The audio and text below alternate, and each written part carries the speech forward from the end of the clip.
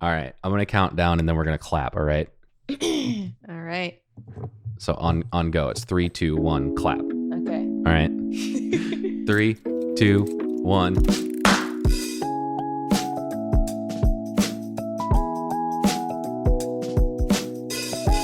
I'm glad we got to like catch up a little bit before the podcast instead of jump right in. Yeah. Keep it organic. Talk about it keeps it Keep it a little authentic, bit mate. organic.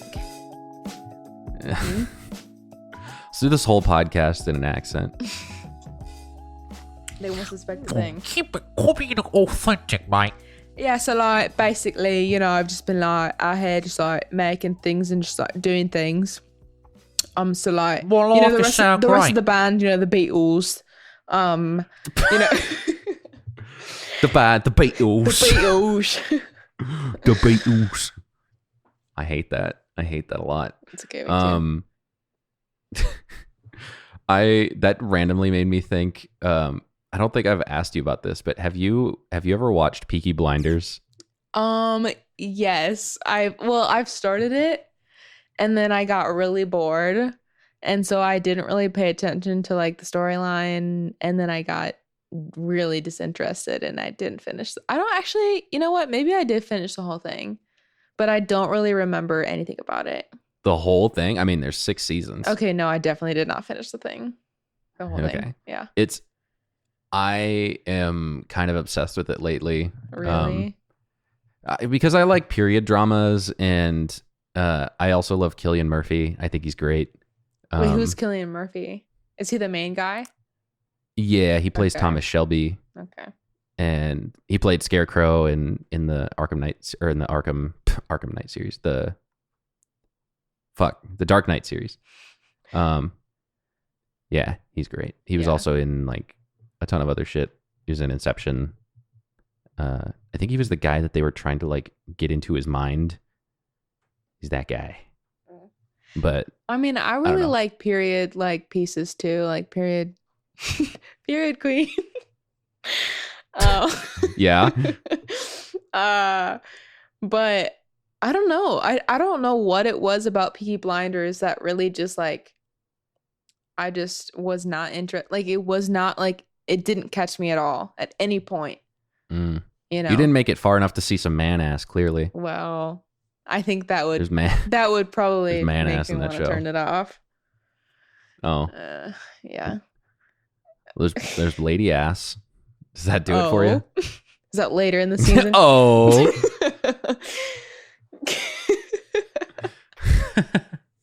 Now we're talking. Now we're talking. Yeah. No, I really like it. It's been good. The first season was a little bit slow, but yeah. I feel like the I whole also- everything was slow. Like I was think I was waiting for the episode to be like, oh, like this is good. Like I'm gonna be here for a while, you know. But I feel like Yeah. nothing happened that I was like super invested. I'll probably end up rewatching it when I'm done because I want to see what that moment was for me. It wasn't the first episode, but I had enough people recommend it to where I sort of stuck through. Mhm. And yeah, I think also just the fact that I like Cillian Murphy's acting. Well, he was also I forgot totally. He was the main protagonist in Quiet Place Part 2. Wait, really? Yeah, he's got like, you should look up a picture because he looks totally Wait, different. He's got what? like facial hair. Yeah. Wait, hold on I'll a look it up. second. Cillian Murphy. Quiet Place. Yeah. He looks so cool. Oh, lovely. He's also super Irish. Oh my gosh. Wait, you're right. The guy with the Yeah. beard. Oh, no way. Okay. That's crazy. Right? I had no idea. Dude, that movie was so good. Oh, it was great. Wow. But anyways, they're also Thing. everybody in the, because it's like 1910s London. So everybody's smoking cigarettes like a fucking Oh, chimney. yeah. And they always look so cool when doing it. I'm like, man, this is Yeah, they romanticize it. yeah. Yeah. There's nothing bad about cigarettes though. Dude, I think we should bring back the days where we used to smoke cigarettes inside of airplanes. You know, There were just ashtrays everywhere. ashtrays everywhere. Bring it back. Bring it back. You know what I'm saying? Let's do it. Let's do it. Yeah. I'm for it. I never had a problem with people smoking indoors, honestly, but I understand that Well, I always did. a lot of people did. I always did. You know what my mom would always do? Whenever she'd walk by people that were smoking, she'd be like, like for real. I think she still does that's it. that's such like a mom move. I know. Like there are children Just be here. So dramatic, like, yeah. Man, if I was smoking and somebody did that to me, that would make me throw my dang old cigarettes away and never want to smoke I'd again. quit. I'd quit. Yeah. I was sold on it, but then somebody's mom walked by and coughed, and then that made me want to throw them on the dang old trash can. But anyways, your song is like above 1,000 now. Honestly, I'm so surprised that we're like 1,500 and something. Because it's like I feel like I didn't even really do that much like promotion stuff besides like, you know, before it was like released, I made like a post like, hey guys, like pre-save. Maybe I did like 2 like, hey guys, pre-save. I think I got like 8 or 9 pre-saves, which, okay, why does nobody pre-save? Because I pre-save all the time. Because it's like, if I hear like a or like a little snippet of a song that's going to be released that's like super cool, like I don't want to forget about it. So I always pre-save. But not everybody is the same way. Like you don't pre-save, do you? Sometimes, but I didn't for the longest time because it would open in like the browser within Instagram, and then it's like log in. We don't know who you are, and it wouldn't autofill my information. And I'm like, well, I don't memorize that shit, so I guess I'm not going to pre-save it. And I was like, well, it'll notify me anyways because I follow this person, so Spotify's going to tell me when it happens. Well, I mean, yeah, but it's like sometimes it's like if I don't follow the person, you know. And it's like, if I'm not sure if this is like a certified banger or not, I'm not going to follow you until I know it, if it is. You know? That's fair. Yeah. So yeah, I like, get that. And then like, especially like on TikTok and stuff, like sometimes I'll just see, you know, people promoting like their songs and like, hey, pre-save. Like, I don't know this person. Like, it just showed up on my For You page. Like, I don't know you. Like, I'm not going to follow you, but like, I'll pre-save your song, you know? Mm-hmm. And then I'll like decide if I want to be a part of your fan base or not. It's the gateway. Yeah, I see. It is the gateway. I see. Yeah. Is that what you did with Logan Prescott? Oh yeah.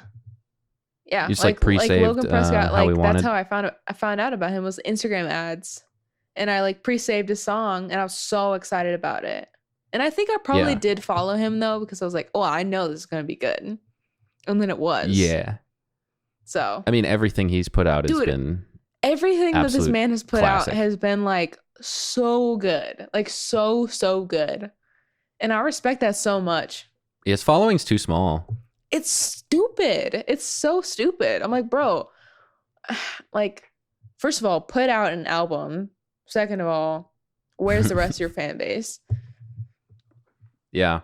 He deserves I really think in a perfect world, I would just mandate that him and Landon Conrath get together and write shit.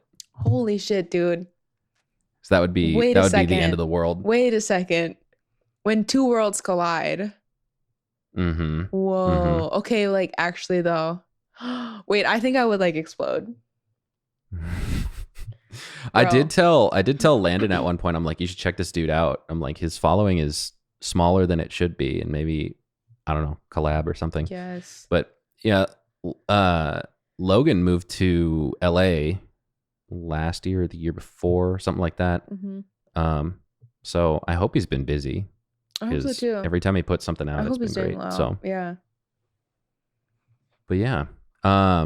Dude. Yeah, so we got more.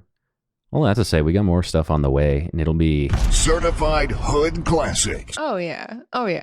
Going back to like, you know, the streams that I have so far is like, it's crazy because it's like, I feel like I haven't been pushing it a lot. Like I've made I've made 2 TikToks about it in a like passive sort of way where it's like, mm-hmm. not being like, hey guys, like go stream my song, but just like in a more like organic way, like I don't know. But you know, and like when I dropped it, like I had like a couple posts that I made, but you know, I haven't really posted anything, or like I haven't been pushing it since then. It's not on any like huge like Spotify playlist or anything like that by any means, but it's like people are just like organically listening to it, which is super crazy. I think that's a good sign, though. Like the fact that you can just sort of casually drop it and it gets a decent amount of attention. Yeah. Because I feel like the next thing we put out, if we do a bunch of like promotional stuff, you know, it'll just be like the groundwork is there, you know. So, but I also want to mention like the work that Beck did on that track was pretty instrumental to it. Phenomenal. Becoming what it was. Yeah. I mean, like I feel really good about what we sent him, but at the same time, like he sent back some like synth parts that I was just like, oh, this is perfect.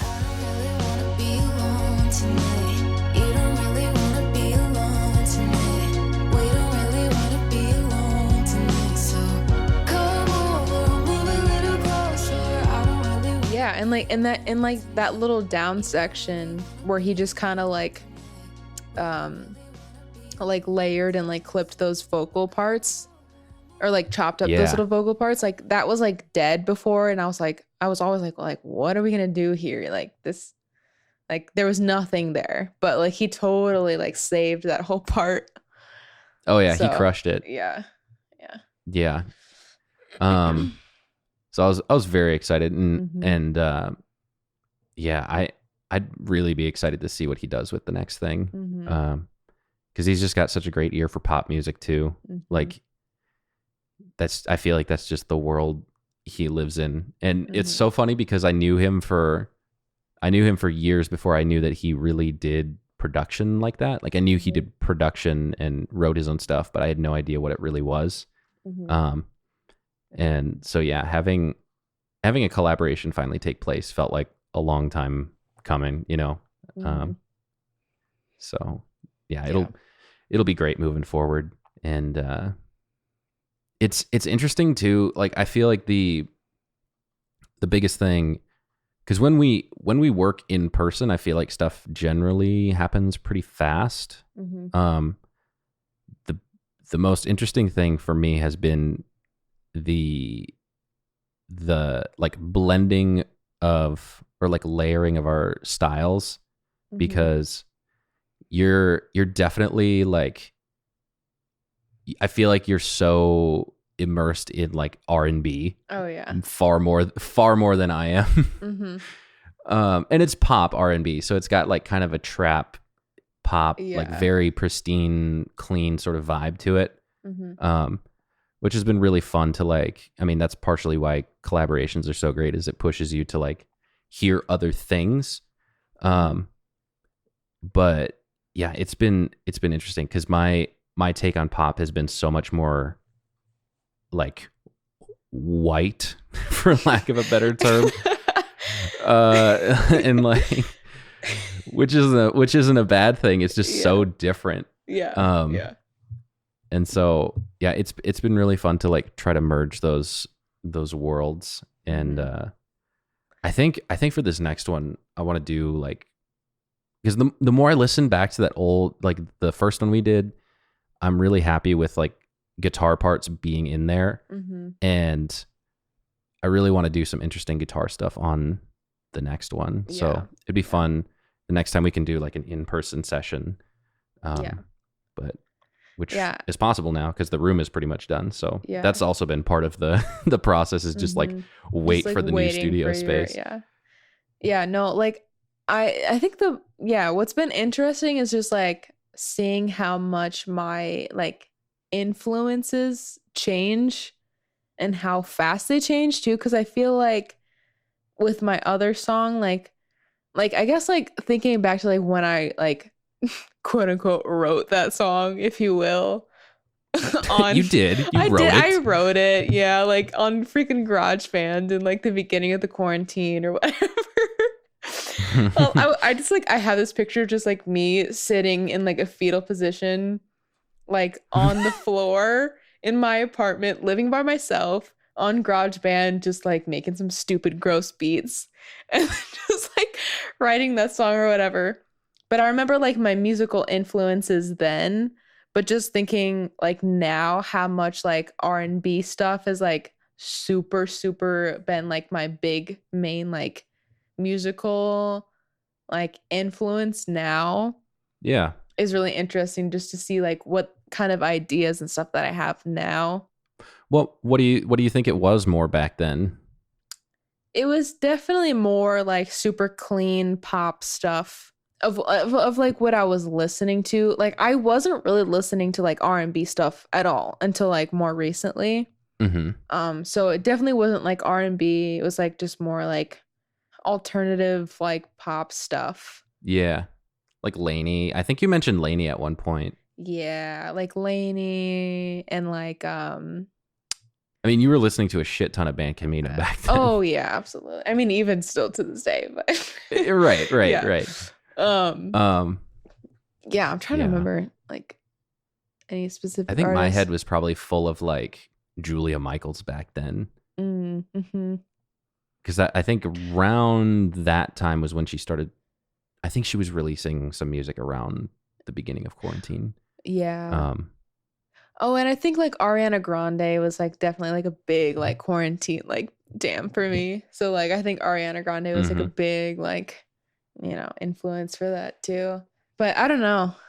It changes a lot, which is like really interesting. Like I don't know, just like going back in like my playlist of just like like I have like eras of like my music like interests, which is super interesting. So I don't know. It's just like when I think about like releasing music and stuff, like I don't really like I never want to have the idea. Do you hear the train? There's a train going by. I did. I wasn't gonna say anything, but I'm like, I'm pretty sure that's That's a train. What was I saying? Oh, like I never want to be like, well, I have to have like a sound. Like I have to have like an Anabel sound. You know, it's like I literally like I'm only releasing music because it's fun, you know? And it's like it's just like an external outlet for me, kind of like how like photography or like video work, you know, is like a different creative outlet for me because it's like illustration and like design stuff is like my main focus. So it's like it's kind of a way for me to like still be creative but like in a different way. yeah. So like I'm trying not to like have that pressure of like, well, it has to sound like a certain way, you know, like I have to have that and like I need my brand. Like fuck that. Like I'd rather just like have fun. Like I just want to like do something creative for the sake of like doing something creative and like having fun and like actually enjoying it instead of like being like, okay, well then, well, the algorithm though, and like, well, you know, Yeah. this, that, and the other thing. Which is honestly really good discipline, I feel like, because you're like you're already steeped in like algorithm mentality from doing like frankly from doing well on TikTok, and I feel like it's that much easier to think about like, oh well, the next thing I put out, like the next post I put out, like you think about how it will get eaten up by the algorithm, and it's good to like, because I think the natural thing would be to start thinking of other projects that way. And it's good to just sort of like set that boundary and be like, I'm not going to think too hard about it. Oh, yeah. I absolutely have to keep like the music thing as like an open like field. Otherwise, I will perish. Because it's like, then I have literally nothing left that's not diminished by like the algorithm or just like, it's just like stupid pressure that I put on myself too. Like, I don't know, like with the TikTok thing, like, that's been like a whole like blessing and a curse because it's like it's great, like I'm getting like commission work and it's like I'm getting my name out there and it's like it's really cool that I'm getting like opportunities from that, but then it's also like I always have like the algorithm in mind with whatever I'm working on, and it's like I'm tailoring everything that I'm doing to TikTok, you know? Which is, when I think about it, I'm like, what am I doing? Like, this is like, when was the last time that I ever just made something just to make something or just like, just to make something cool for myself? because I enjoyed it, not because like, well, the algorithm's going to eat this up, Who is Yeah. algorithm? You know what I mean? Who is she? We don't She's even a know bitch. her. Her, we've never seen her. Okay, we've never smelled her. Yeah. It's just like it's so frustrating, but then it's like this is the world that we live in. Like everything has an algorithm, so it's like if you want to be successful, if you want to like, make a viral TikTok, or if you want to like be able to make make money and whatever you're doing, like you have to somewhat follow these templates and like these algorithms, or just like I don't even know what the TikTok algorithm is. Okay, nobody knows how that app works. Yeah. But it's like we're all just trying our best to like make it like, I don't know. So it's like with music, it's like if I ever start taking the algorithm into account, or like stupid shit like that is when I have to absolutely just like quit, just don't do it. Yeah. Because it's like, that's not what I'm out here creating for. And like, I need some things in my life to be like free from those things. Cause it feels like a box, and it feels like I'm like sort of confined within yeah, that. like I'm limiting myself, because I have these extra things in mind. So yeah. like I never want to feel that way with music stuff. And like of course I'm not like a musician, and I'm not like a crazy producer. Like I like literally all I have is like a vocal box, and that's it, and like a brain. But it's like I know other people that are like good at like putting those ideas down and like kind of, jumping off of those ideas. And like I think that'd be really fun to like just do that for the sake of just like it's enjoyable, and like I'm creating something, and like, Mm-hmm. I don't know. Yeah. So, well, I think the nice thing about, like from my perspective, the nice thing about working on stuff together is that your brain is a little bit freed up to just spit out creative ideas like indiscriminately. Yeah. And my self-critical brain, and I feel like a lot of musicians are kind of this way, are sort of filtering and self-censoring ideas to like only give good ideas, quote unquote.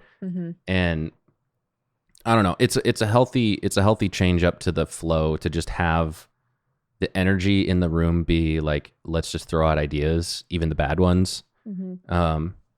Because sometimes bad ideas are cool, and sometimes the bad takes are cool, and sometimes like it leads sometimes if it's not cool, it leads to something interesting. So yeah, I like that, because it's trying to bridge the gap between like the years of like practice and trying to attain excellence and discipline and all this sort of stuff, but then marrying that with the inspiration of like when you were a kid and just heard a song that you thought kicked ass and it just made you feel really cool. And trying to bring those two things together is like really hard sometimes.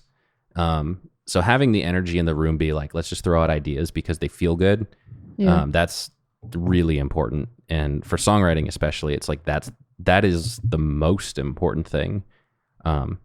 And it's not really about like only give good ideas. It's like, well, no, just give ideas, and eventually your ideas become more and more like sophisticated over time, if that's what you're concerned about. And I'm still, I say that like, and I'm still really bad at it, because I just am so hypercritical of like my own ideas. But it's refreshing. It's refreshing to be in a room where the understanding is like, let's just throw out ideas and let's have something suck a little bit. Yeah. That's cool. So yeah. But yeah, it's been, I think part of that, because like I did streaming this past summer, and like I did Twitch streams, and some of them were music streams, some of them were like a variety of different content. But like the nice thing about that was it was unedited content, and so the ugly stuff stayed in, and that is honestly like the hardest thing for me. Oh yeah. And just letting ugly stuff be out there where people can see it, because I don't know, you kind of have to like try to diffuse that imposter syndrome of like, oh, people are gonna see that I'm not like the shit, you know. Yeah. Just getting to the point where you're like, oh well, I've already shown that I'm not like the hottest shit, like then I feel like it's a little bit better after that. You're like, okay, well, my life hasn't ended, even though I showed that like I have weaknesses and I get writer's block, and my friends still respect me. Right, and people still tell me that like, oh, you're really good at this, or I'm like, well, what the fuck? Like, why am I tearing myself down or keeping myself from doing this? You know, it's so frustrating sometimes, but it's the reality of it. I think that's kind of huge though, because I think like I've done literally exactly one Twitch stream, and it was terrifying. And like I tell you, every time that I've like tried to live stream on any platform, I get so much anxiety and I'm like literally shaking because I'm just like, oh my gosh, like everybody's watching me like draw right now. Like everyone's watching me make this thing. And like, what if it doesn't look cool? And like, you know, it's like, well, it's not finished. You know how it's like, when that like, when don't judge it too harsh. Don't judge it. It's done. not finished. It's not done. You know, so it's like I always feel like I'm always in panic mode because I'm like, well, it's not done. Like you can't see it until it's done. But it's like that that just like raw like process sort of like view, like that's just how it is. So it's like why do I feel so like embarrassed by it when it's just like everyone, whatever your craft is, it's like everyone has a stage, you know, but it's just like with social media and stuff, you only see the polished product of whatever it is. And I've always functioned that way too.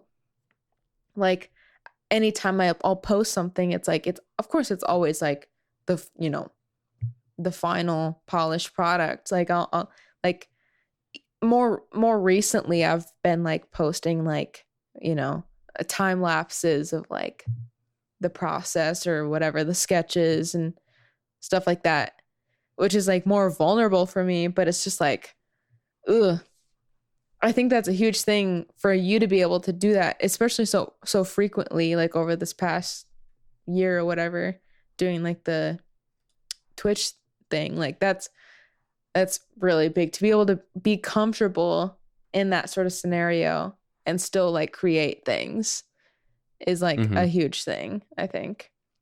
And like I still like, I would love to be able to like, you know, do Twitch and like maybe do that like once a week or whatever.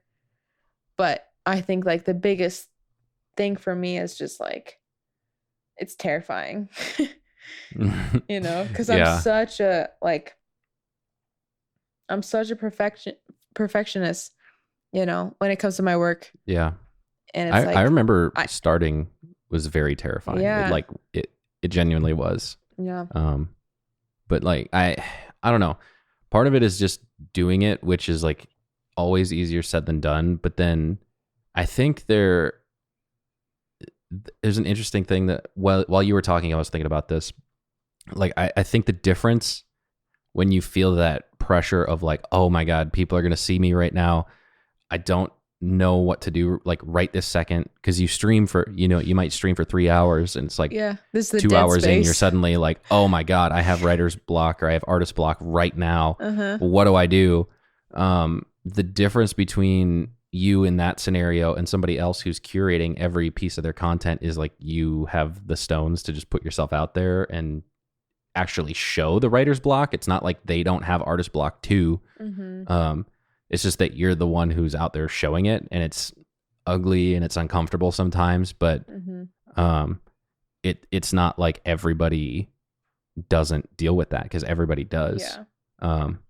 And I think that it just the thing about the audience that I've found on Twitch is that it's generally people who are interested in seeing that part of the process. Because people who are on Twitch are interested in long form content. They're interested in unedited content. A lot of them listen to podcasts. And they're not really the same people who are watching a ton of stuff on like Instagram or TikTok. And I think they're on board with seeing, and they understand. Like I've seen a lot of understanding from people, fortunately, on Twitch, of people who are like, oh yeah, like I get it. You know, usually when I open up about that kind of thing, everybody suddenly comes out of the woodwork and is like, yes, me too. When I say like, I have no idea what to do with this, and it's not done, and I don't know how to finish it, but I really like it, and I'm frustrated that it's not getting done, and all this sort of stuff. And like the list goes on, and everybody's just like, oh yeah, I have the exact same thing. And so part of it is just like understanding that it's not like you're alone in your artist block. It's just that you're the one who's showing it. Like you're the only one seeing it right now. So yeah, if anything, it's like I've tried to like pull on that for inspiration, because it's like, yeah, everybody, like literally everybody has had the moment that, and sometimes it's more frequent than others. Like some days they fly by and it's just inspiration, but then other days it's like I get one good idea and I'm like, that's it. Like what a shitty day. But but everybody has those days. Yeah. You know, they just don't show them. Yeah. Yeah, I mean, like even the biggest like creators out there, like people that you like look up to, like for me, like people that I look up to, like I think just like the hardest thing is just like realizing that they're literally just like me. Like they literally have like the same exact like experiences of like writer's block or like, you know, artist block or whatever it is, like, you know. So I think that's huge, like being able to like be one of those people to like be like living proof that that's just how it is, you know. They're just a person. Yeah So it's eye-opening. It's one of those things. It's kind of like the same sort of thing that happens when you become an adult and you realize your parents don't have a clue what they're doing. Oh my gosh. It's kind of, dude. it's the same sort of thing when you like look up to your heroes for so long, and then you see like an interview or you hear them on a podcast and they're like, yeah, I have no clue what I'm doing. Oh yeah. And you're like, well, fuck. Like I was hoping you were going to tell me the secret. I thought you were going to tell me the secret to being as awesome as you. And the secret, I guess, is just like, I don't know, just keep trying. I don't know what I'm doing. And I'm like, well, fuck. Oh my gosh. Yeah. It's so funny. That's real. Just keep real moving, weird. I guess. Like as lame as it sounds. Yeah, no, like actually though, like literally just like try your best and that's it.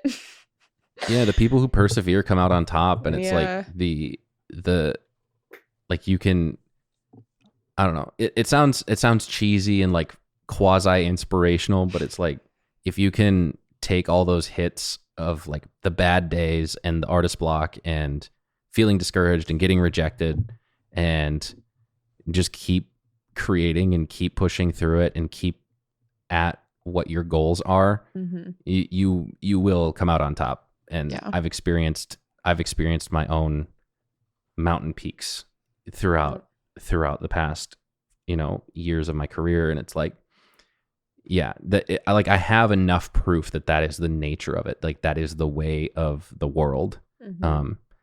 In this, in this line of work, in the sort of self-employed creative like bubble, you just have to roll with those punches and you have to like get back up after it, because your alternative is to just like be like, oh well, I'm not as good as them, or like people don't recognize me like they're recognizing so and so, and then you get cynical and you get burned out, and then like you don't achieve it. And it's like, well, that's not a solution Yeah.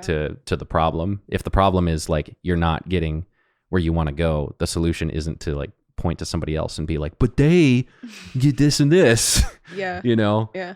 it doesn't fix it. So Exactly. you have to find a way to just move forward. It's hard. Yeah. It sucks. Sometimes I'm like, why couldn't I just be like a doctor or something? Like, this is so exhausting. Why can't I have something that's just like streamlined, like, you know? It's so ironic that that like a job in the arts where your job is to like partake and create in things that bring joy Mhm. is so soul sucking at Oh, yeah. times, especially when you're like when you are running around in circles and you're just like, I feel like it's just seeing yourself so much because it's like you are putting yourself into your work, and if it feels like things are moving slow, you only have you to blame. You know, Mhm. at a day job you can be like, well, fuck my boss, it's like it's their fault. Yeah. Or like Yeah. my supervisor at work or my coworker's just an asshole and that's why my job sucks. But like It's true. when you're making a living, when you're like being, you know, like decently successful and making a living, and then you hit a snag and you're your own boss, you're like, well, fuck, Well, I've got no one to maybe blame I'm now. The problem. Yeah. Yeah. It's so Yeah. dumb, but that's the reality. Yeah, I mean- I think that's been like the most challenging thing of just like after a year of just like freelancing full time since like January of like last year. That's been like the biggest thing is just like I am my own problem. You know, like coming to that realization of like the money that I make is like up to me, and like Mm-hmm. the work that I put in is up to me, and like everything, like every aspect of like, you know, self-employment is like up to me. And that's just been like so hard. TBH. It's exhausting. It's exhausting. It really is. Because if you think about it And as a business, like unfortunately you have to, as much as like we don't want to, like it's like businesses have to promote, they have to connect, they have to network, they have Mhm. to like self-advertise. It's like when yeah.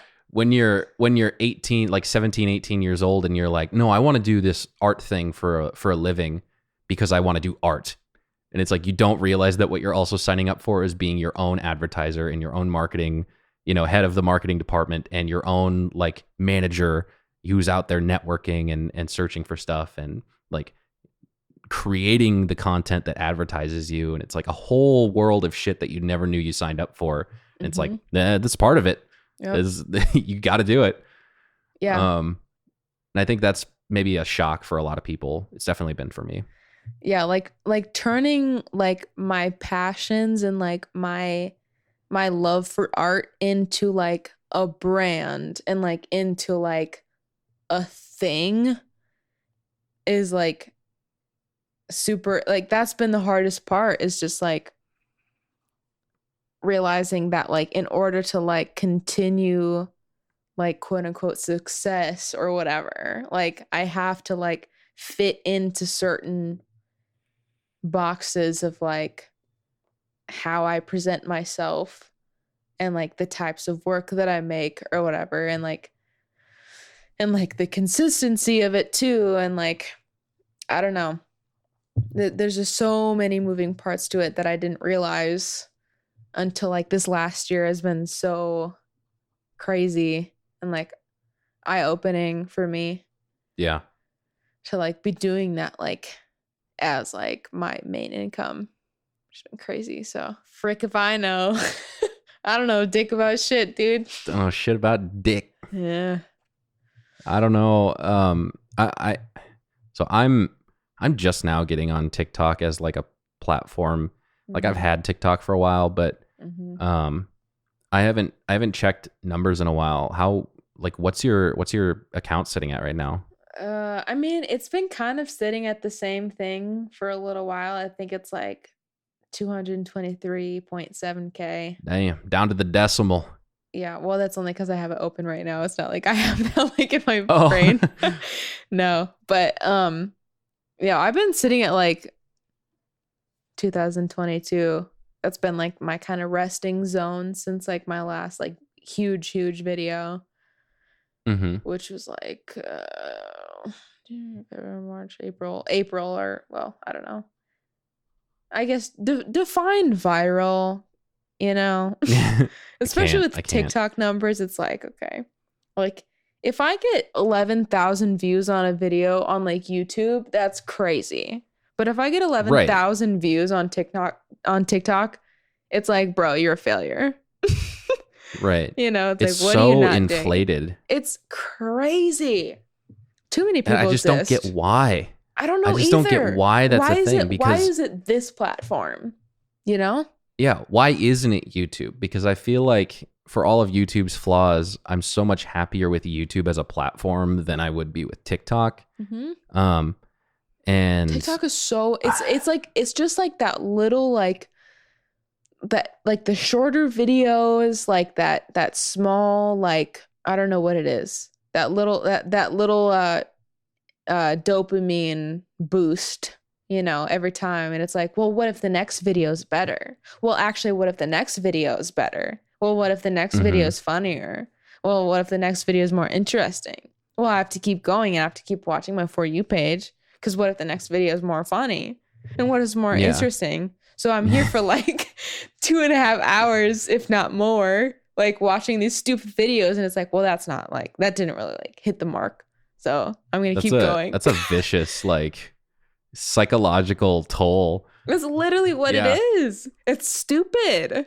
The thing that I love about, because I'm very, like, I'm on YouTube constantly. And the nice thing about YouTube, because like when I work, I just got YouTube up on a tab. And the thing I love about YouTube right now, as it stands, like the way it works on the consumer end is that you can queue videos. So you can make a playlist basically as you go along. Mm-hmm. And so I'll be watching a video and then like I'll be listening to a video essay or something like that. And in the suggestions, I'll be like, oh, that one's interesting. I'll queue that. Oh, and that one's interesting. I'll queue that.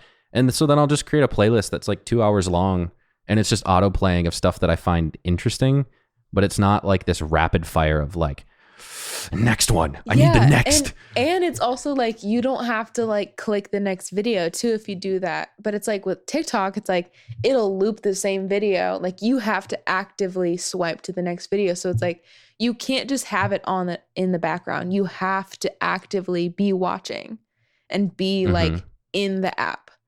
And that's like I think that I would like TikTok a lot more if it would just like if there was like a feature where you could just like have it swipe through automatically after it finishes the video. Yeah. Cause then it's like, I'll just have that. Like, I would rather just like have that on in the background, you know, while I'm doing other things and like maybe being actively creative as like an artist that I am, you know, but it's just like, I'll open it and then I'm just like, well, I have to be here now. Cause I have to be in charge of swiping the video to go to the next thing. Yeah. You know? So it's like, it's so stupid. It's so dumb. Yeah. But hey, we're all here. And I'm still posting. So I don't know. Like I'll literally like these days, I'll literally post videos like complaining about TikTok. Like my most recent video or whatever is just like, this is so stupid. Like, why do we like, what's the point of having followers if like not all of your followers actually see your videos? Like, I'll post a video and it'll get like 100 or like 1,000 views or whatever. But it's like, what's the point of the follow feature if not everyone sees my videos, you know? Like I'll follow my favorite creators here on the stupid God forbidden app. And then you don't see shit. And then I don't see anything. And it's like, and then I'll see a video from like 6 months ago for the first time. And I'm like, okay, so what is this follow feature if not for just the purpose of like accounts looking good for having like a lot of followers? You know, big number. Yeah. And that's what makes me feel like everything is like, that's why I say everything seems so inflated. Like, like your stuff will get pushed through to the algorithm and maybe you'll get like followers, but like I got 60 new followers in the past like week and a half. And I'm just like, I have no idea who these people are. And I have no idea if they're actually going to see the next thing. Yeah. Or if they're interested or if they're going to even be interested in the next thing. I feel like people indiscriminately follow accounts on TikTok because I don't there's know how so it many works. accounts with just 1 million followers. I just don't get how there's that many. I only follow 172, and I only know that number because I have the app open right now. I'm not a psychopath. Yeah, hold on. I'll open mine and see how many I'm following. I only follow 172 people, which like I follow like 400 or like 500 people on Instagram. So it's like not everybody posts frequently, but you know, on TikTok, people probably post more frequently. But Mhm. the thing that bothers me the most is like if I go in like my following tab, it's not like it doesn't show me the videos by like when they were posted. It just shows me random ass videos. Mm. So it's like I think that's the biggest flaw in like the following aspect of this app is like I want to see these videos in order. Like I know that Instagram doesn't even do that anymore, but at least I see my favorite, you know, creators or like people that I follow. At least I see their posts, you know. Yeah. But it's like I'm not even seeing my roommates post. Like I sometimes Jess will post something like a month ago and I'm like, what the fuck? Like, bro, I didn't even see this until like a month later. Yeah. It's such shit. It's stupid. Yeah, that's the thing that I've always hated about TikTok is that you can, like, as soon as you open the app, it's volume blasting and it's on shit that you don't follow. Mm-hmm. Like, Yep. Dude, I'll why? open the app and it's like Like what and I guess what you're saying is like what the fuck is the follow feature for if you're gonna know. immediately like shove shit that I don't follow in my it's face? so stupid. Makes no damn sense. But I don't know. Can I don't know. Can I take this little cute little moment in time to go take a piss really quick because I'm about to explode? Yeah, let's have a pee break. Okay, thank you, thank God.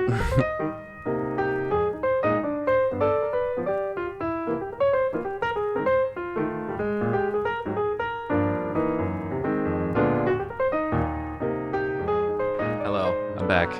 Hi, welcome back. You didn't stop recording, did you? No. No. Did me you? neither. No. Nice. Nice. Good call. Anyways, what are you drinking? Hold on. Wait. Oh, I'm drinking tangerine LaCroix. let's go. I'm sipping on a vodka sunrise. Damn. Drugs are freaking weird, dude. It's crazy. It's so strange. Dude, people that like do shrooms or like freaking Now that I would do. like ecstasy or like or whatever. See, I would try psychedelics, but I just don't want to try like hard drugs that are It's the psychedelics that freak me out though, because it's like I don't want to see God. You know, like I don't want to see God before I am supposed to see God. You know. See, like, it interests me because the conversations that I've heard about psychedelics like ecstasy, DMT, acid, absolutely like, fascinating. It really but is. actually, there was I think I was listening to a lecture on it, and I think it was about the first study that was ever done, like the first actually like medically funded, like backed scientific study of psilocybin, which is I believe is the primary psychoactive ingredient in shrooms. So here's the thing. Their test group was terminally ill patients. And so they found out that a lot of the people who took it, their fear of death and the fear surrounding their illness, it didn't go away, but it was significantly reduced. Mm-hmm. And it was reduced long term. And for some people, they actually found that. So in psychology, this is really boring. So feel free to tune this out. Yeah. Anybody who's listening, My but like, ears are like turning off right now. I love this shit. But like, so there's in the psychology like area of study, there's five basic parameters for personality. One of them is like openness to experience. And those don't really change. Like it takes like a big life event for those things to move. And they found that like people who, like a large amount of the people who tried psilocybin during this test, their openness to experience increased, and it increased permanently even after they were off the drug. And that was so fascinating to me because I'm just like, that is a fucking powerful reaction in the brain. And I'm the type of morbid, curious bastard who's like, well, I gotta try it now. like, I don't know. Literally, for me, the thing that interests me the most is that people who do it a lot of the time fear death less. And I don't I don't walk around fearing the day I die. Yeah, no. But I definitely walk around with a certain amount of anxiety around it. Like, will I have lived my life fully and all that sort of stuff? And I don't know. Maybe I want to meet God while I'm still alive. I don't fucking know. I don't know. Or some like weird alien creature who's going to tell me something. Yeah. I mean, like, people that have done, like, you know, acid or whatever, they talk about, like, seeing, like, you know, like, different colors and, like, you know, different creatures and, like, I don't know, so many different layers to, like, reality that I don't know if I'm I'm interested in it enough to hear about it. Like, I'll ask you about your experience, but, like, I don't know if, like, I would love to, like, be in that situation where it's like, well, I'm seeing, like, all of these creatures and, like, all of these things around me, and, like, everything has, like, an energy and, like, an aura and, like, all these colors and stuff. Like, I don't know if I want that for myself. Like, I don't know. Like, I feel like I have, like, a healthy fear of it. I don't know. That's probably good. Yeah. That's probably good. I mean, I would imagine that's your conscience saying like, this is a big decision. Maybe don't walk into it. Like, I feel like if I were to do something like that, like, I would have to be so old in life. You know, like, I'd have to be, like, just way older than I am right now to do something like that, where it's like, okay, like, I've already lived life. Like, I've seen it all. Like, you know, I'm older. It's time to do shrooms or just, like, something stupid like that. Like, I think that's when I'd be more open to do something like that. But, like, I don't know, just being so young and, like, clueless. Like, I don't know if I really want to do something like that right now, you know? Yeah, that's fair. Yeah. But I mean, what do I know? I don't know. Freak if I know. It's just either. like, I literally just look at it and I'm like, oh, that's interesting. I'm just the type of doofus to, like, walk into things and, like, oh, I'll do it. Like, yeah. I don't know. Sometimes I could use a little more caution, but it's part of just, I know that about myself now as an adult, which is good. When I was younger, like a younger adult and a kid, I didn't know that. So I just blindly walked into things and got my ass burned. And so I think I'm less likely to do that now. Mm-hmm. The thing that's different, though, as an adult is that you blame yourself more. So I do something stupid and I'm like, God damn it, you son of a bitch. Like, what? How'd you do that? Yeah. So yeah. It's like, no one forced me to get hungover. What the fuck? Yeah, I feel that. But we're also, like, barely adults. That's the thing that's crazy. Dude, we're so young. Oh my gosh, like, barely we're so adults. Dude, literally when I was, like, 14, I was like, oh my gosh, she's, like, 20 years old. She's so old. But now I'm, like, 21. I'm like, bro, I don't know so much. There's so much that I don't know. And, like, yeah, I don't expect to know for so long, you know? I don't feel, like, older necessarily. The biggest thing is, like, I just feel bigger. Yeah, I just feel like I feel like I'm taking up more mass in the world, like, than before, but my brain is just like, ah. You know what? You know what ages you more than getting old is getting fucking fat. Because, like, I started to feel old real fast when I gained weight, and I was like getting up off the sofa and just like, I'm like, God damn, why do I feel so old? I guess I guess this is just what it's like to be 23, but like, no, that's what it's like to be a fat fucking chubster. Like, Holy shit, bro. Oh, wait, how old are you? 24? 25? You're 25. I'm 25. Yeah. I'm going to turn 26 this summer. Damn, bro. I know. It's wild because I Whoa. don't feel that old. And I honestly I feel younger now than I did this past summer because I've been losing weight. Like I feel younger. Yeah. It's just, I don't know. Like, I don't think getting older has made me feel old. I just don't think so. It's really interesting. I think age is a very intriguing thing because there's so many people in my life where like they're around the same age, but I see them all so differently. Mm-hmm. So I think that's a really interesting thing. Well, and there's some people who like age and then they clean up and then they feel younger. Like, Yeah. that's the thing too. Like Dan from Game Grumps, he said that as when he was like in his late 30s, he's like, I feel way younger now than I did when I was 25. And just like doing drugs constantly and eating like shit.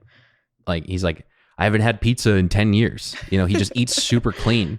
Yeah. And he takes care, he doesn't do drugs. He doesn't eat like shit. And he's like, yeah, I feel way younger now than I did in my 20s. And Bro. so I think that just plays such a huge role. It's almost like if you take care of yourself, you'll feel better. What a concept. Bars. I was looking at my like photo album on my phone today, and literally exactly 1 year ago it was like 60 something degrees and my windows were down and I was like living my cute little life in some nice weather. Yeah. But I'm like, okay, so like flash forward, it's like what stupid degrees outside today. And so I'm like, okay, whatever, guess I'm just gonna have like Oreos for dinner, you know? Oh, that was today? Yeah. I bought some Oreos. I haven't eaten them yet. That's for later tonight. It's a thing we all do, and it's like it makes no sense, but we do it because for some reason our brain is just like, yes, this is the right thing. I don't have vitamin C, so just shove carbs and sugar inside of your body. I know. I don't get it. And then it's like the sun will literally come out for like a little while, and then I'll like feel the rays from the sun, Mm-hmm. and I'll be like, wait, this was all that was missing. And like maybe everything's okay. And maybe I'm like, oh, like I feel like motivated to like be healthy and like work out and like be like active and like, you know, take care of myself. Cause it's like, whoa, self-love, what a concept. Yeah. You know, but that doesn't exist in the winter. That's why I still want to live on the West Coast, dude. Bro, like, I'm telling you, I gotta get out of here. I'm graduating in December. I might stay here like another year or something after I graduate just to be like a non-student in Minneapolis.com. and see what there is. And just to see what, you know, there is as like, you know, since COVID happened and stuff, that kind of took like a big old chunk / most of my, you know, college experience away from me. So might stay here like another year or something. But like after that, bro, I'm going somewhere warm where the sun shines. I've been thinking about Nashville. I don't know. Like California always has been like, of course I want to live there, but then it's like, ugh, cost of living is crazy. Money. And like, Yeah. I don't know. So I would hope that living out there and like the cost of it would be worth it, you know, for the I opportunity would and hope so. and the fucking serotonin and just, I don't know, California's like a country, dude. It's like is. you could travel and you could like vacation and travel and sightsee California. There's so many forever. different genres of California. Yeah. It's just crazy. There's so many amazing national parks and like insanely beautiful beaches. It's always like, sweater weather. It's, man, Or Red Hot Chili Peppers. dude, everyone's high and obsessed with fitness, dude. I want to be high and obsessed with fitness. Oh, yeah. Oh, absolutely. I mean, yeah. That sounds freaking great. Like, why not? Why not? Like, I know I'm not a pretentious asshole. I'm cool with getting sucked into the, oh, everybody's pretty here oh, yeah. mentality. Yeah. I'm like, sure, I want to be pretty. Yeah. Yeah. Why not? I'm cool Why with not it. be pretty? I don't know. I don't Yeesh, dude. I don't see the harm. I also met somebody over the past few months, and they're really wonderful. But they moved from they did live in Seattle, and they still love Seattle, but it did it took a huge toll on their mental health. Because it's always rainy and gray. It's always raining, and like I've thought about Seattle before, and I'm like, man, part of me thinks I would love it because I get super inspired when it's rainy, but I also know. But when it's all the time. But when that's the only thing you get, yeah. And so she moved to Arizona, and like they live in the desert now. Wow. And yeah, she's just always talking about how like it's so much better because you can just go outside and there's just sun. And I'm like, oh man, that sounds amazing. Even though I don't want to live in Arizona, just being able to just walk outside and count on the sun being there sounds so great. Bro, that's the thing about like my life when I think about like, okay, so like what do I want? Like what, like, is there a place where it's like, okay, this is perfect? Like when I think about it, no. Like I realistically don't see myself being in one place forever. Because it's like, of course I want to experience like the desert, and like I want to experience like rainy Seattle, or just like, you know, rainy Europe, or like London, like, which is in Europe. I know that. Okay. Geography. I just want to clarify. Just because I was just getting more specific. Just because I'm homeschooled doesn't mean I don't know anything. I don't know. I just like, I think that the world is so big, so why not just go everywhere for a little while until I die, you know? Damn. You know what I'm saying? Like I don't know, like Nashville sounds fun. Love to be there for a little while. Like I've never actually visited there, but like I don't know. It like, looks cool. It looks cool. I have some like people that I know that live there. Like I think that could be cool. Like whatever. You know, California could be fun. You know. Honestly, it's one of those things where I've thought about it a lot, and I'm like, if I could live in California and just make do, but my mood went way up, and like just my mental health cleared up because of that. I'm like, that'd be fucking worth it. Can you imagine Are you kidding? what you could accomplish then? Like, I think mental health and your just state of being is just like so important, and that's what drives everything else of what you do and how you feel and like what you accomplish.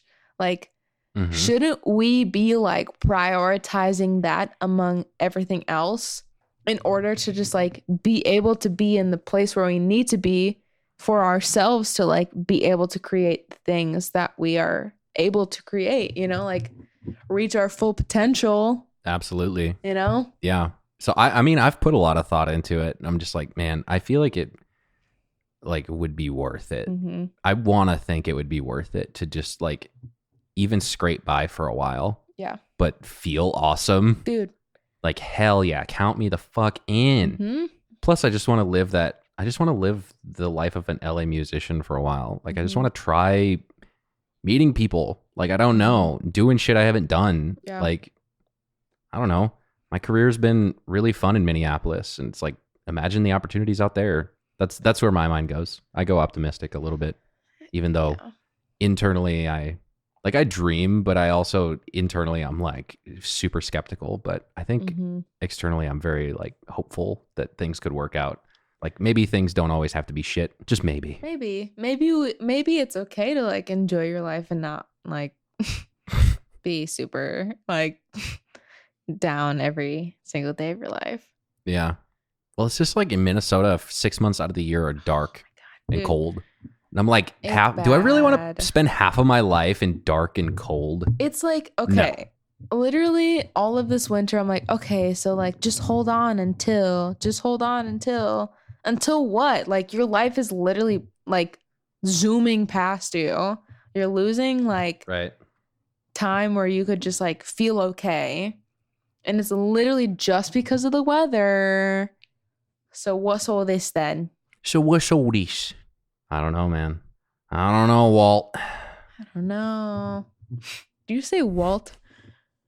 Yeah, it's a like from Breaking it's a meme Bad? where somebody's deep faking Hank Schrader, and they're like, "Well, I don't know, man. Been seeming sus lately." Oh my god, He's like, "It's almost as if we have an imposter among us." bro. It's so great. It's like my favorite meme of all time because the guy who does the voice does it really well, and the deep like he must have like the face for it because the deep fake looks really good. Really?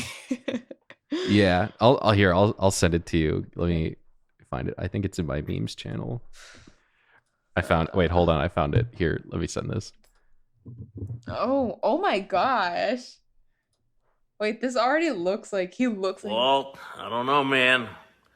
You've been seeming sus lately. Holy shit. It's almost like we have an imposter among us. Oh my god. I saw that you wanted. Don't lie to me, Walt. You sussy baka.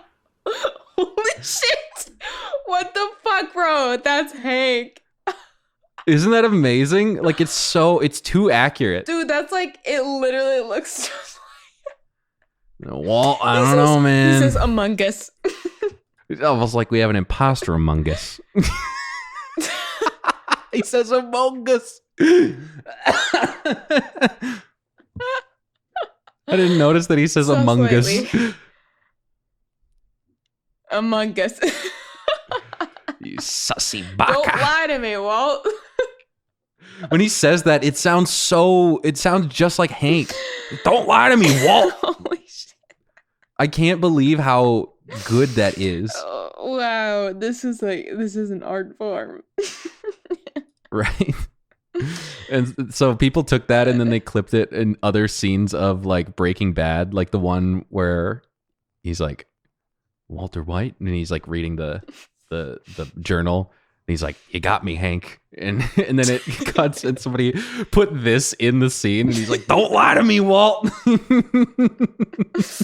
The funniest shit. Oh, if anybody hasn't seen Breaking Bad, what the fuck are you doing? What are you doing, bro? I can't You've had all of quarantine, you sussy baka.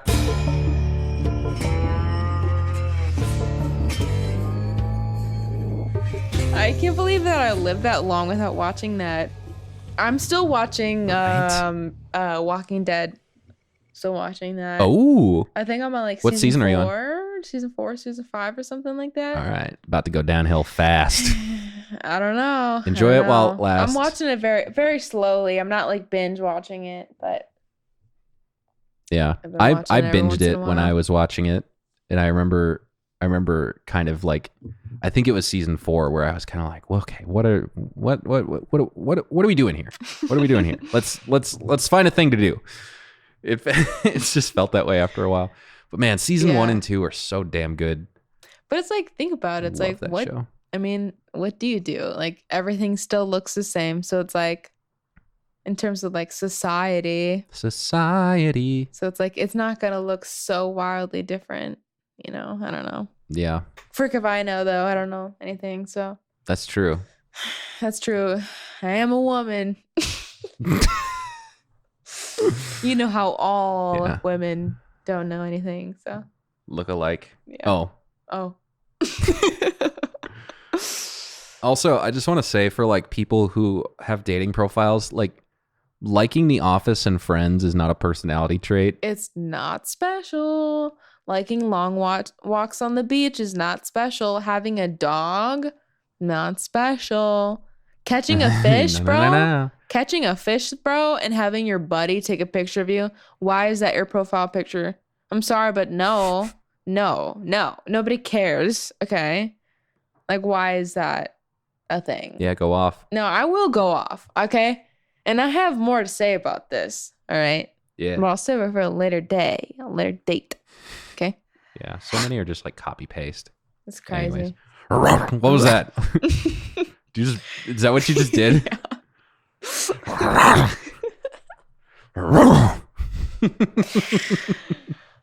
Ugh. Bro. Oh man. Okay. Well, we're degenerating into chaos right now, Yeah, so I no, feel like it's that maybe is a debunking. natural sign that we've said what we want to say. Have we said what we want to say? Or do we want to get political? I don't know. Do you have any more hot takes? Do you have anything that like you want people to check out? Do you have any do you have any shit you want me to plug? Well, I mean, obviously, I'm on everywhere on the internet that you can find me, you know. At Because Anabel, I do spread myself thin across the internet, but until there's nothing left. until there's nothing left, that's what we do here. I have been a part of the internet since I was 12 years old, which is the most horrible thing that you could ever think of. Literally, I was thinking about this the other day. We are lab rats of the digital age. Oh yeah. We don't know what the long-term effect of any of this is going to be. Okay. Because And no one's running the show either. Yeah, dude. We are literally the lab rats. Okay. And I was literally thinking about this the other day. I've had an Instagram since I was 12 or 13 years old, which is so stupid. That is so dumb. I literally It's wild. I convinced my dad to let me get Instagram because I was like, it's like Facebook for kids. That's what I told him. That's what I told him. I was like, it's like Facebook for kids. No, it's not. You said it like that too. Yeah. Dude, no, it is not. It's absolutely not. Like, once you're in, you never get out. Like, literally, I've been basically raised from the age 12 or 13, a part of the internet, a part of the algorithm, a part of whatever this all is. So it's like, literally, when it comes to being a creative, like, my mind is always like, okay, so I'm creating for the internet. Yeah. Like, I'm creating for Instagram. I'm creating for TikTok. Like, I can't even remember the last time that I just made something just to make it, And then it's like, why can't Instagram or like TikTok be like a bonus of like creating something that I want to create? Why do I always be like, this is what I have in mind while I'm creating something? Yeah. The amount that it influences the work that I make is ridiculous. And I literally can't stop thinking about it. I have a mental breakdown every day about it. Like, for real, like 2 days ago, I was like crying in my car to Coldplay, obviously. Damn. Because I was like, bro, what am I doing? Like, what? Because inside you're a 35-year-old woman. Dude, inside I'm a 35-year-old woman. I should be making little stamps. I should be making some little homemade cards. No, I think at this age you want to focus on like starting a family and settling down. Oh, sure. Yeah. You're right. Yeah. Yeah. Yeah. Okay. No, right. Yeah. I don't know, bro. But like, for real though, like, I don't know. How many years older are you than me? You're like 4 years older than me? 4 years older than me? Yeah. I don't know. I just feel like my age is just like a touch different. I'm just like being so young and like launched into like social media so young. Yeah. And like, you said it very weirdly. what did I say? I don't know. No, I think you're right though. No, like everything you're saying about growing up on the internet is so true. Like I didn't it's bad, grow bro. up on the internet. Like I think I was 13 when I got Facebook. And I didn't know what the fuck to do with it. Mm-hmm. And like I basically didn't ever post. I would post like song lyrics, which is like ugh. Like ugh. I've deleted that Facebook account. Switchfoot lyrics. Yeah, no, actually, it probably was.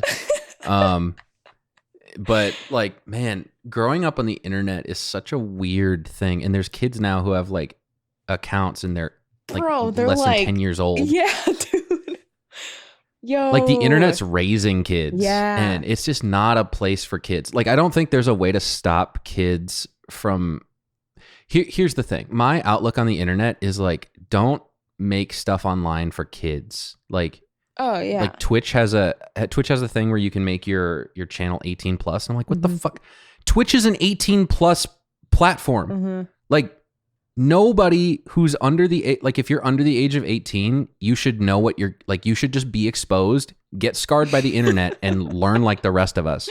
But other than that, it's up to your parents. Like, I think it's the parents' fault for letting a kid have a phone and download Facebook and download Instagram and download YouTube and Twitch. Yeah. Like, if you don't want your kids scarred by the internet, then don't let them have the internet. But other than that, like, once you're on the internet, it's game over. Like it's in your blood now. Bro, for Like, real. You're going to get scarred. You're going to see some shit you shouldn't have seen and you didn't want to see, and you'll be changed forever. Yep. It's just everybody's going to get to that point where you see something you weren't supposed to see, and then you're just a different person, okay?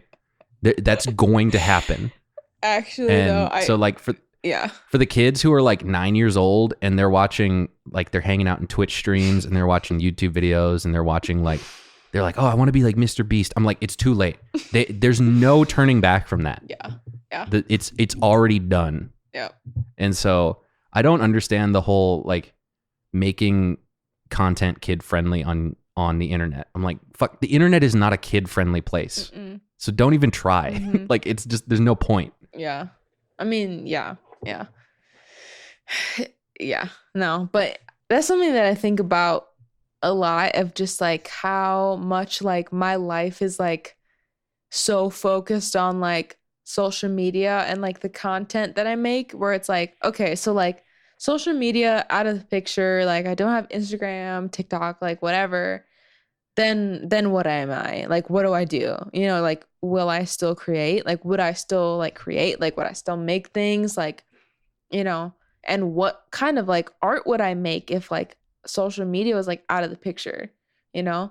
Like, I would love to see that. I would love to see that, because it's like, I do limit myself because of like algorithms, like what we were talking about before. Like, I do limit myself, and like I do like keep, you know, that in mind, so that I do alter the stuff that I make to fit into like those boxes, you know, in order to like be successful, or like, you know, have a video like be, you know, pop off or whatever.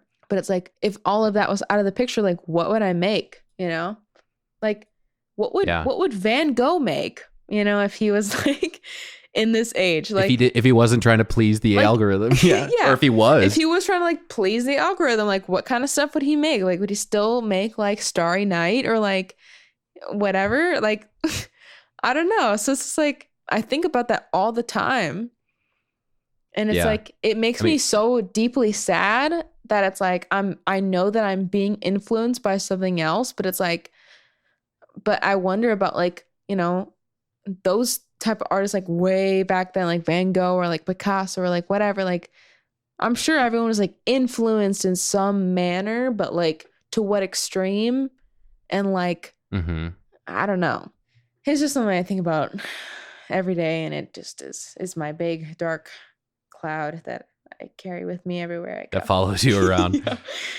Yeah. No, it's serious shit, like, to think about, and how to conduct your life in a way that isn't. And where is it going?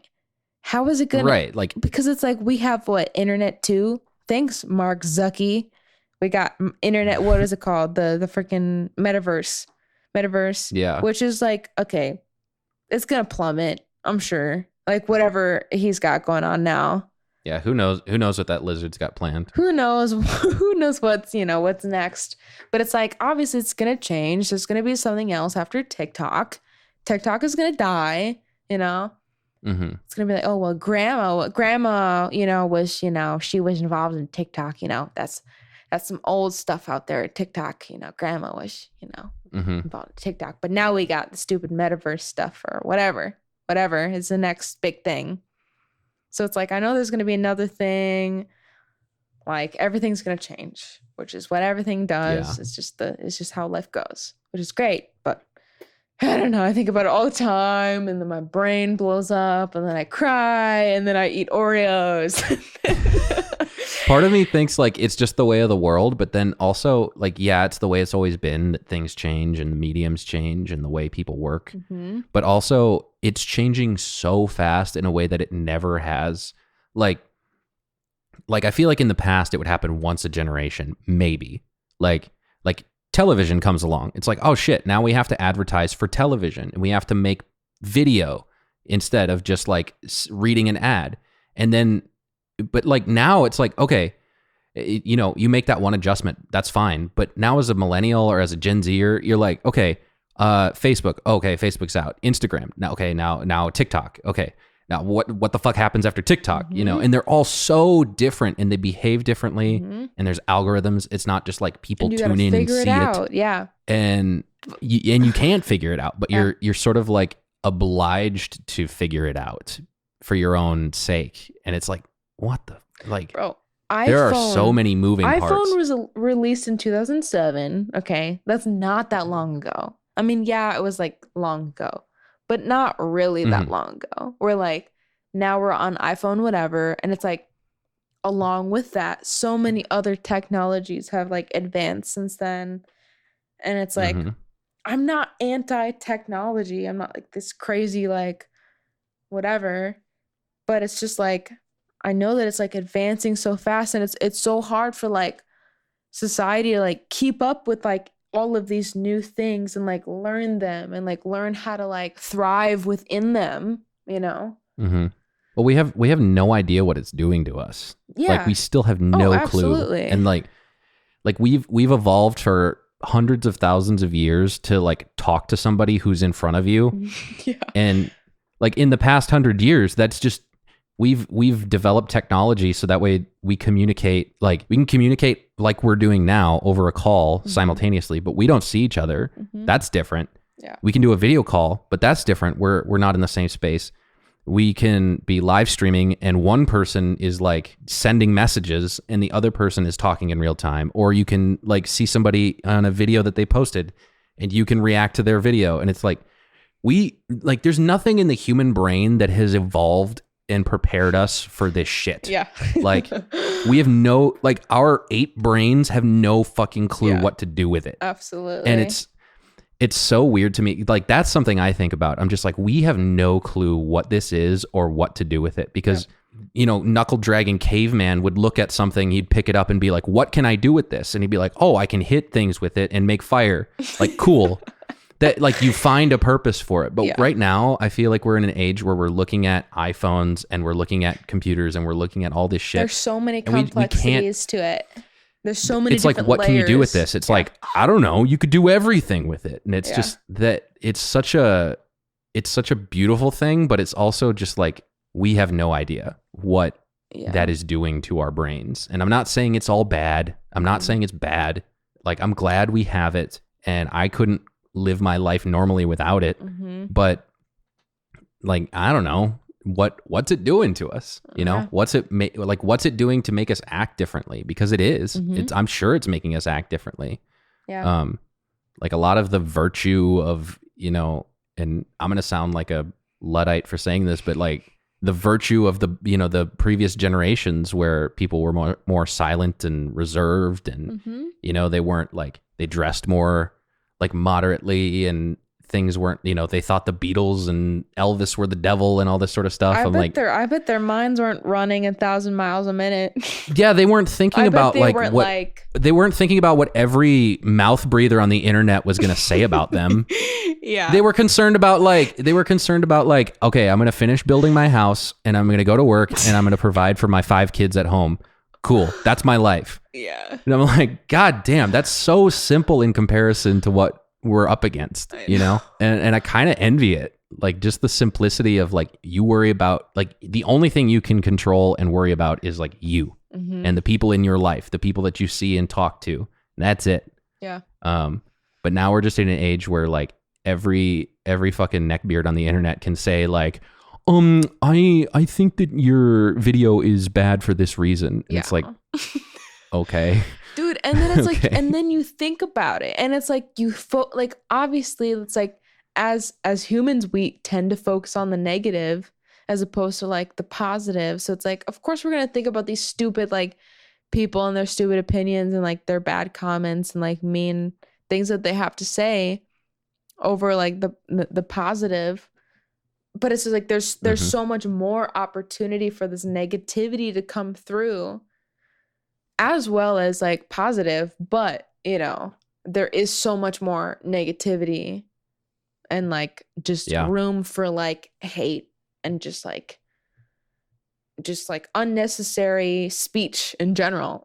Like just shut the fuck up. I don't know. What a concept. Yeah. Silence is a virtue sometimes. In conclusion, I have no idea what I'm doing. The future is, I have like literally no grasp on anything, but I'm a cute girl. So You have that. So I have that. And that's it. Well, Yeah. I don't have that. So what do I have? I've got. You have a cat. I have a cat. I have a cat. We kind of went off there at the end. Yeah, we kind of did though, for real. Like, honestly, I think about it every day and I go on and on and on about it because I'm passionate about it. Okay?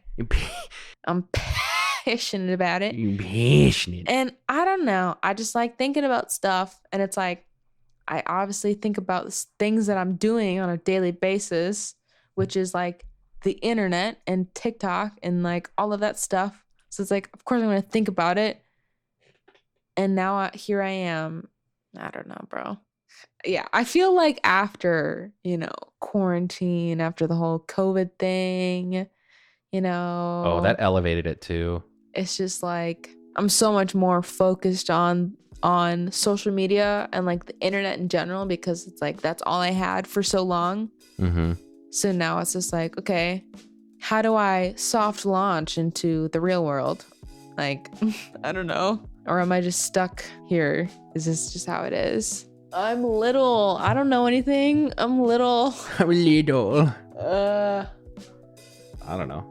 Yeah, let's hang out in person soon. I'm serious. Like, I'm gonna get chairs and a couch in here. Swear and the fuck if we don't finish that next song that we're working on.